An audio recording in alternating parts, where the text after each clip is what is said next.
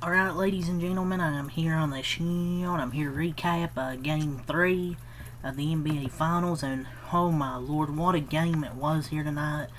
Ladies and gentlemen, the Indiana Pacers beat the Oklahoma City Thunder 116-107. They take a 2-1 lead. What did I say? What did I say at the end of Game 2? I said Pascal Siakam and Tyrese Halliburton need to have big games. And I was specifically talking about Tyrese Halliburton needs to be more aggressive. What did he do tonight? He was more aggressive. What does that mean for the Pacers? They run better offense. When he's more aggressive, taking about 15, 20 shots, getting his assist. And Halliburton had a great game tonight. 9 for 17, 22 points, 11 assists, 9 rebounds, a near triple-double from Tyrese Halliburton. He was absolutely fantastic. It didn't just need to be a game winner. I mean, he just had a really good overall game. And he made 4 3-pointers.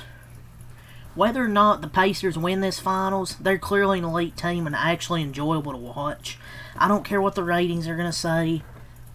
Like, if it was a big market and a big rating, people wouldn't give two shits. These are two smaller markets, and 2 out of the 3 games so far have been really enjoyable to watch. This one was back and forth, close and competitive all the way until the very end, until that fourth quarter, towards the end where the Pacers pulled away, had a big fourth quarter, and after the first quarter, the Thunder led a big second quarter. They had a really, really good first quarter, outscoring them 32-24. Had a big first quarter from Chet. The bench didn't really show up as much as it did in Game 2, I thought. I thought the bench points was a pretty big difference, but tonight, not really much there from the bench. Aaron Wiggins had 0 points. Caruso only 8 points. Joe, 6 points in 4 minutes. He was 2 for 2. I don't know, man. I feel like they should have played Isaiah Joe more. I mean, he hit both of his shots. He played in 4 minutes. I felt Mark Daigneault's getting a little bit out coached, by the veteran Rick Carlisle. He's done this for a long, long time. He felt like he's got kind of getting out coached. And they just got out hustled, I thought, as well.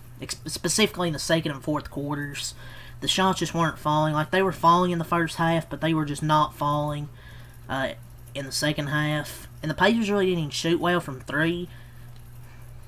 But they actually limited the turnovers, and they forced more. They scored more in the paint, because, I felt like they were a more aggressive team tonight. I just felt like they wanted it more in the second half. And what about this, folks? Bench points. Mathurin, 27 points. McConnell, 10 points. Was that equal? You got 37. Oh, but you got Ben Shaper with 4. So you got 41 bench points right there. Oh, but then you get Obi Toppin. So that's 49 bench points. 49 points from the bench. You didn't have great games from Nesmith, Nembhard, or Turner, but you got 2 pretty good games from your 2 stars, Halliburton and Siakam, and you get about 48 bench points. 48, 49 bench points. Absolutely fantastic from the Pacer bench, and just big shout out to Mathurin. Like, I don't know why he doesn't play like this every game, but he was fantastic. 27 points in 22 minutes. He had 14 in the second quarter alone. He went 9 for 12 and 2 for 3 from 3. Let's give that boy Mathurin some credit, man. He went crazy off the bench. And the Pacers bench outscored the Thunder by 31 points. I think this is the best game of Bennedict Mathurin's career. He wasn't available in the playoffs last year. He's available this year. Really hasn't done much. But he shows up in a big NBA Finals game. 27 points. And a plus 16. Competed like hell defensively. Really big credit to Mathurin. Like, Halliburton showed up big tonight like I wanted him to. But big game from Mathurin really helped. So, hell of a game from Mathurin. Also, give a little shout out to TJ McConnell. Really underrated, man. He had 10 points, 5 assists, had a inbound play where he deflected it, threw it off Casey Wallace, about to say Bubba Wallace, and then he had another steal on the inbound where he just Thunder just inbounded, threw the ball in, he stole it, laid it in. He had like 2 or 3 of those. Like, yes, he was only 3 for 8, but he really changed the momentum, I thought, in that second quarter. You know, got the energy flowing. 10 points, 5 assists. What a great game from him off the bench, a little spark plug, along with Benedict Mathurin. And then you also had Tyrese Halliburton, then Siakam, 21 points, 4 assists, 6 rebounds, 8 for 14. Like I said, in Game 1, he really struggled. He was ass, but in Game 2, he was ass. Game 3 tonight, good game from him. He really got it going early. A good solid 21-point game on 8 for 14 shooting from Pascal Siakam. Ben Shepherd, 4 points, 2 rebounds, and 2 for 5 off the bench. I believe he had a steal as well. Obi Toppin, 8 points, 6 rebounds. He had a nice putback dunk. He was 4 for 8. He had a nice putback dunk.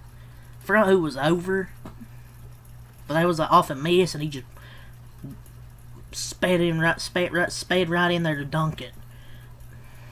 But yeah, the bench was a big difference tonight in this one. And then you had Halliburton, Siakam play well. Miles Turner, 9 points, 3 for 11.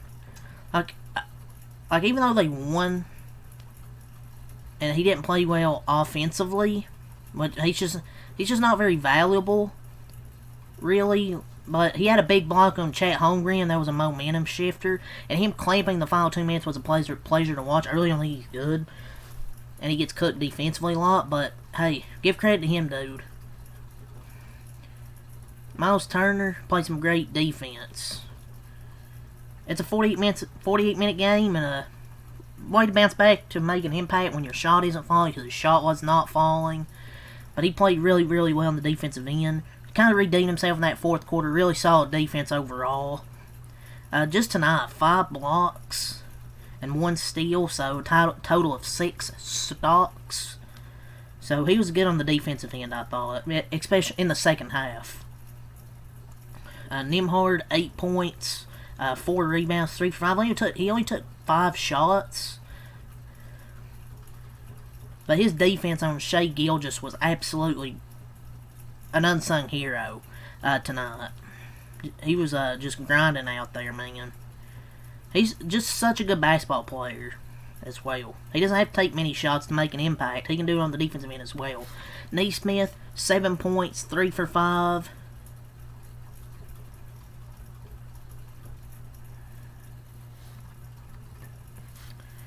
I think I went over, talked about all the players here from the Pacers.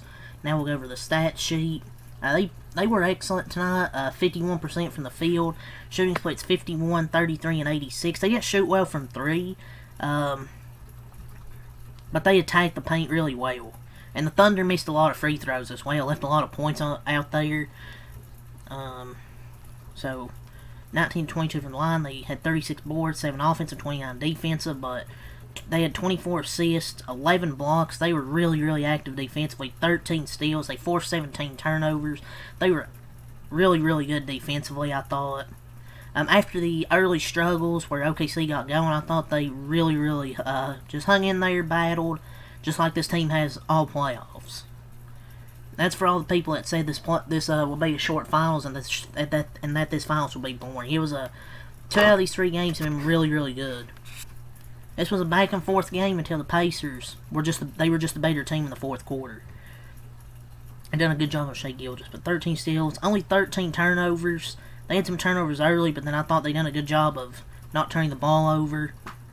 54 points in the paint, done a very good job attacking the paint. Had 24 fouls, and they take a 2-1 lead quarter by quarter. 24 in the first, but then a big second quarter to really get them back in a 40-20 second quarter.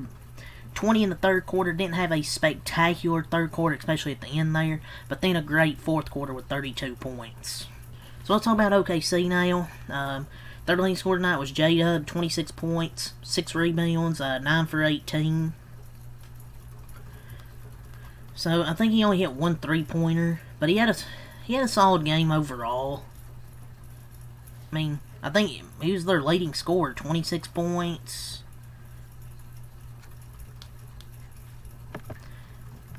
But Jalen Williams tied his playoff career high 4 turnovers. They were able to force turnovers off of him.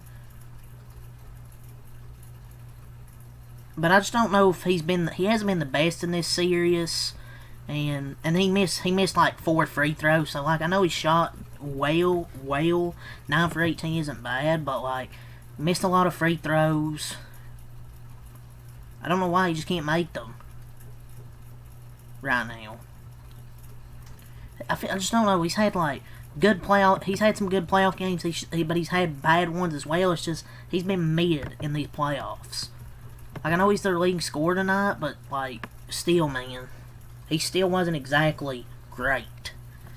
SGA, 24 points, 8 assists, 8 rebounds, 4 assists, but 9 for 20. Somebody smell like shit. It's Shai Gilgeous. I believe had 6 turnovers tonight. But also give credit to the Pacer defense as well for locking up, especially Andrew Nembhard. But SGA really didn't do shit in the fourth quarter. A career postseason high of 6 turnovers. Really, just really struggled all night. In the fourth quarter, 3 points. He was 1 of 3. Only took 3 shots, and he had a turnover. He was a minus 11 in that fourth quarter. We'll see if he can bounce back in Game 4. I feel like he will. Because sometimes he has these games where he goes like 9 for 20 or something like that. And then he'll bounce back in the next game. So, I'm not going to talk shit because I feel like he'll just prove me wrong and go off in the next game. But Miles Turner, I'll say on Chet, redeemed himself after having some of the worst defensive possessions early on in the game. Blocked Chet 3 behind the arc and at the cup in the same possession was tough. Chet's just way too soft, man, sometimes, I feel like. But Game 4 is going to be crazy. Pacers are just resilient.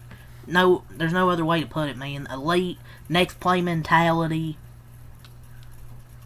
It was just a great game. Impressive win for the Pacers. They shot the 3-point like shit.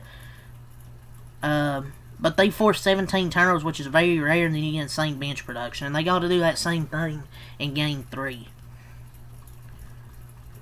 And people are like, oh, Indy's legit closer to OKC than anyone thought. I mean, are we surprised? I don't know why people are surprised.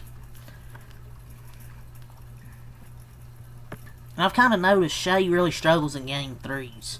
In these playoffs. I don't know what it is. He just doesn't play good. Chet, 20 points, 10 rebounds. He played well early in this game, but then after the first quarter, he was really a non-factor, I thought. 6 for 15, but he got blocked at the 3-point line by Miles Turner. I think he got blocked again trying to go to the rim. After the first quarter tonight, Chet really wasn't great. Like, yes, he had 20 and 10, but I can't think of a single play that he made in the second half. It's like after the first quarter, he just vanished. He needs to hit the weight room this offseason, man. He got to get more tough. He got to get some more meat in those bones. Because, my lord, I don't know how many times I see him try and post up, and it's just weak. Lou Dort, 12 points. I believe he had like 3 threes or something. But they just didn't get much bench production, like I said. Like, in case I'm on the starting lineup, but 7 points, 3 for 5. Caruso, 8 points, 4 assists, 5 rebounds, 2 for 5. He only took 5 shots, but still, I think they did a job of limiting him. Isaiah Joe, 6 points. Hartenstein, 4 points, 3 rebounds. And Aaron Wiggins, 0 points. So, didn't get much from Caruso or Wiggins like he did in Game 2.